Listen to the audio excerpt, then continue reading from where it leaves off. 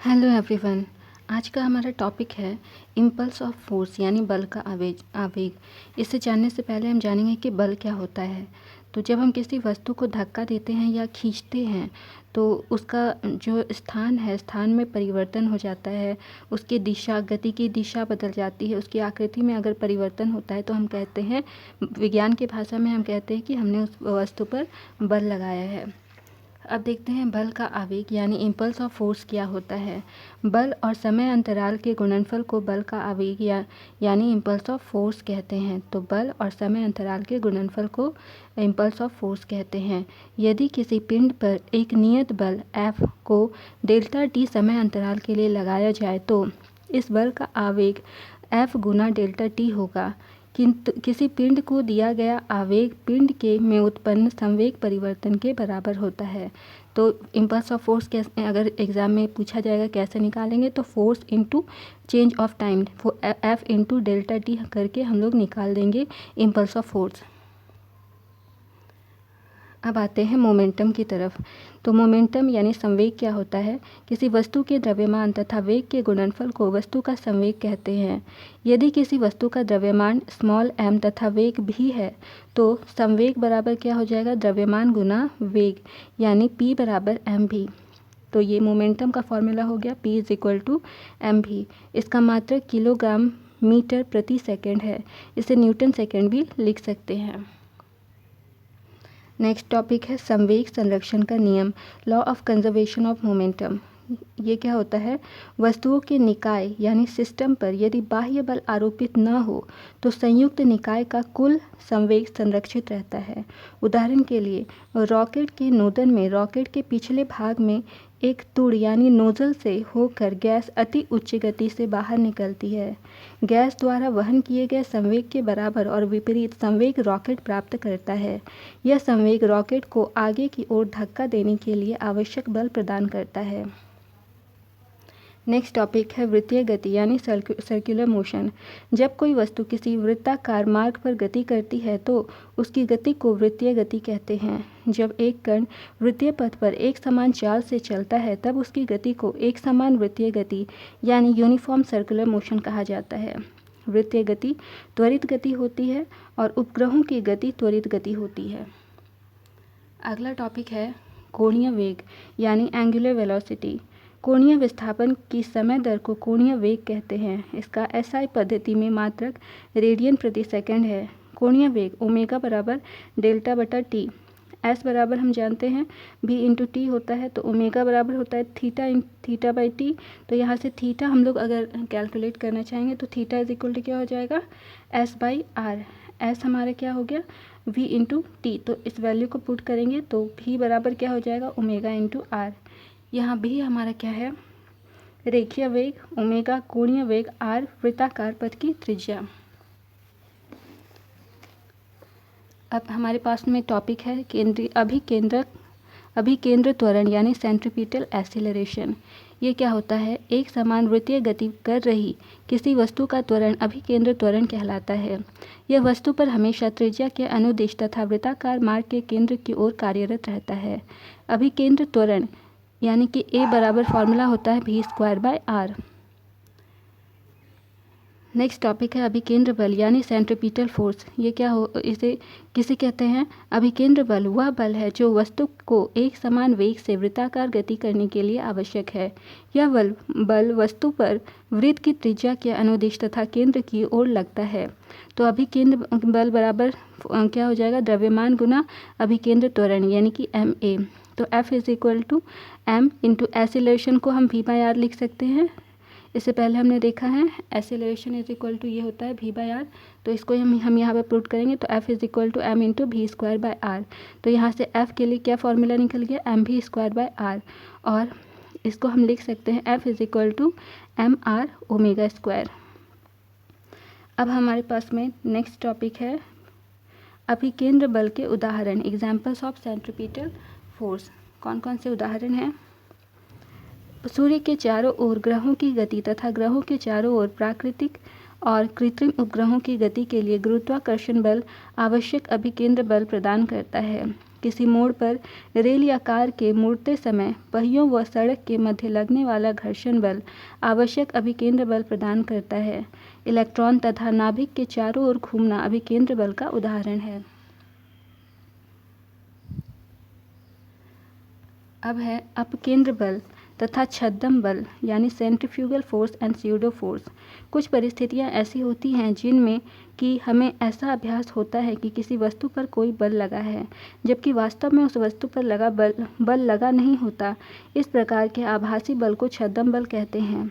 वह छद्म बल जो अभिकेंद्र बल के बराबर तथा इसकी दिशा के विपरीत लगता है अपकेंद्र बल कहलाता है। अपकेंद्र बल के उदाहरण, एग्जाम्पल्स ऑफ सेंट्रीफ्यूगल फोर्सेस। पहला क्या है? मोड़ पर कार यानी कार एट टर्निंग। यदि कोई व्यक्ति कार में बैठा है और अचानक कार दाईं ओर घूम जाए तो व्यक्ति को बाईं ओर एक झटका लगता है।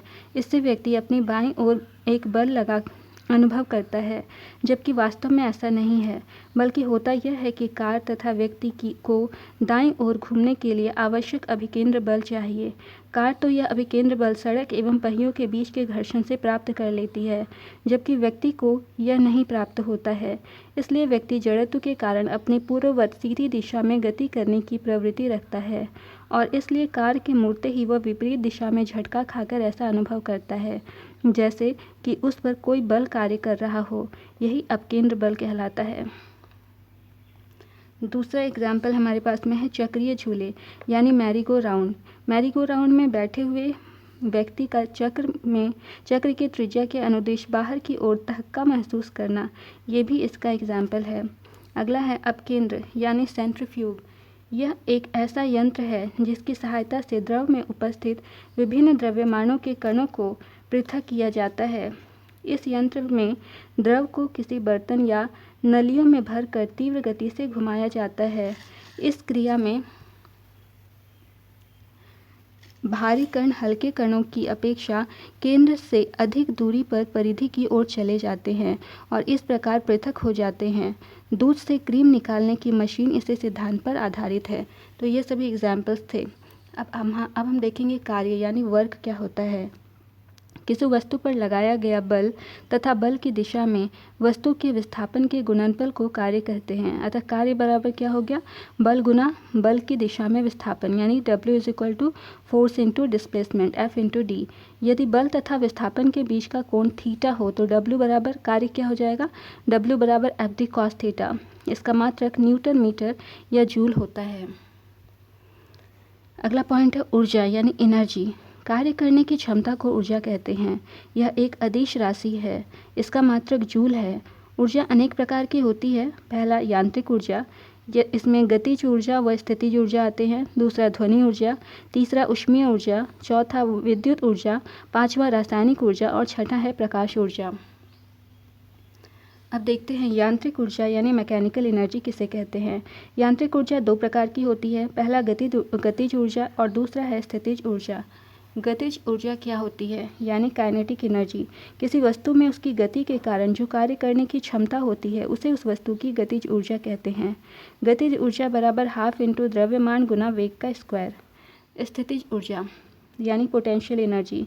किसी वस्तु की उसकी अवस्था या स्थिति के कारण कार्य करने की क्षमता को स्थितिज ऊर्जा कहते हैं। स्थितिज ऊर्जा बराबर द्रव्यमान गुना गुरुत्वीय त्वरण गुना ऊंचाई। उदाहरण, बांध बनाकर इकट्ठा किए गए पानी की ऊर्जा, घड़ी की चाबी में संचित ऊर्जा, तनी हुई स्प्रिंग या कमानी की ऊर्जा, ये सभी स्थितिज ऊर्जा यानी पोटेंशियल एनर्जी के एग्जाम्पल्स हैं। अगला पॉइंट है ऊर्जा संरक्षण का नियम यानी law of conservation of energy. ऊर्जा का ना तो निर्माण होता है न विनाश, अर्थात कुल ऊर्जा नियत होती है। ऊर्जा का केवल एक रूप से दूसरे रूप में रूपांतरण होता है। जब भी ऊर्जा किसी रूप में लुप्त होती है, ठीक उतनी ही ऊर्जा अन्य रूपों में प्रकट हो जाती है। नेक्स्ट पॉइंट है आवर्त गति यानी पीरियोडिक मोशन। जब कोई पिंड एक निश्चित समय अंतराल में एक ही निश्चित पथ पर बार बार अपनी गति को दोहराता है तो उसकी गति आवर्त गति कहलाती है। दोलनी गति यानी ऑसिलेटरी मोशन। यदि कोई पिंड आवर्त गति में एक ही पथ पर किसी निश्चित बिंदु के इधर उधर यानी टू एंड फ्रो मोशन से गति करता है तो पिंड की गति को दोलनी गति कहते हैं। सरल आवर्त गति यानी सिंपल हार्मोनिक मोशन। जब कोई कण अपनी साम्य स्थिति के इधर उधर एक सरल रेखा में इस प्रकार गति करता है कि इस पर कार्यकारी बल प्रत्येक स्थिति में इसके विस्थापन के अनुक्रमानुपाती होता है तथा सदैव साम्य स्थिति की ओर दिष्ट होता है, तो कण की गति सरल आवर्त गति कहलाती है। सरल आवर्त गति के से संबंधित महत्वपूर्ण परिभाषाएं हैं। Some important definitions related to simple harmonic motion. पहला है आयाम यानी एम्पलीट्यूड। गति करते हुए कण की अधिकतम दूरी कण का आयाम कहलाती है। आवर्तकाल यानी टाइम पीरियड। एक दोलन को पूरा करने में लगा समय वस्तु का दोलन काल या आवर्तकाल कहलाता है। आवृत्ति यानी फ्रीक्वेंसी। एक सेकंड में वस्तु जितने कंपन पूर्ण करती है उसे उस वस्तु की आवृत्ति कहते हैं। आवृत्ति बराबर 1/आवर्तकाल। प्रत्यायनन बल यानी रिस्टोरिंग फोर्स। कंपन करते हुए कण उसकी साम्य स्थिति में कोई नेट बल कार्य नहीं करता। जब कण को साम्य स्थिति से विस्थापित कर दिया जाता है तो इस पर एक ऐसा आवर्त बल कार्य करता है जो सदैव साम्य स्थिति की ओर दिष्ट रहता है। इसे प्रत्यानयन बल कहते हैं। सरल आवर्त गति के लक्षण। Characteristics of simple harmonic motion. Point number 1, कण की गति एक स्थिर बिंदु के इधर उधर सीधी रेखा में हो। पॉइंट नंबर 2, कण का कार्यकारी प्रत्यायनन बल सदैव उस बिंदु के कण के विस्थापन के अनुक्रमानुपाती हो। पॉइंट नंबर 3, बल सदैव उस बिंदु की ओर दिष्ट हो। नोट में लिखा है स्वरित द्विभुज की भुजाओं के कंपन, स्प्रिंग से लटकते हुए किसी पिंड के दोलन, द्रव में आंशिक रूप से डूबे किसी पिंड के दोलन तथा सरल लोलक के दोलन सरल आवर्त गति के ये सभी कुछ उदाहरण हैं। सरल लोलक यानी सिंपल पेंडुलम। यदि एक भारहीन व लंबाई में न बढ़ने वाली डोरी के निचले सिरे से पदार्थ के किसी गोल परंतु भारी कण को लटकाकर डोरी को किसी दृढ़ आधार से लटका दें तो इस समायोजन को सरल लोलक कहते हैं। सरल लोलक का आवर्तकाल T बराबर 2π√L/g होता है। यहाँ L सरल लोलक की लंबाई और g गुरुत्वीय त्वरण है। अनंत लंबाई के सरल लोलक का आवर्तकाल 84.6 मिनट है। सेकंड लोलक, सेकंड पेंडुलम। बल। यदि किसी लोलक का आवर्तकाल 2 सेकंड है तब यह सेकंड लोलक कहलाता है। फोर्स यानी बल। जब हम किसी वस्तु को धक्का देते हैं या उसको खींचते हैं तो कहा जाता है कि हमने उस वस्तु पर बल लगाया या आरोपित किया। किसी वस्तु पर बल लगाकर उसे गतिशील किया जा सकता है। पहले से गतिशील हो तो उसकी गति को तीव्र या मंद किया जा सकता है। उसकी गति की दिशा को बदला जा सकता है। उसकी आकृति में परिवर्तन लाया जा सकता है। बल का मात्रक न्यूटन है। इसे N से प्रदर्शित करते हैं। प्रेशर यानी दाब। जितने क्षेत्रफल में दो वस्तु एक दूसरे के संपर्क में होते हैं उसे संपर्क क्षेत्रफल कहते हैं और प्रति एकांक क्षेत्रफल पर लगने वाले बल को दाब कहते हैं। अतः दाब बराबर बल बटा क्षेत्रफल। इससे स्पष्ट है कि क्षेत्रफल जिस पर बल लगता है जितना छोटा होगा दाब उतना ही अधिक होगा। दाब का मात्रक न्यूटन पर मीटर स्क्वायर है जिसे पास्कल भी कहते हैं।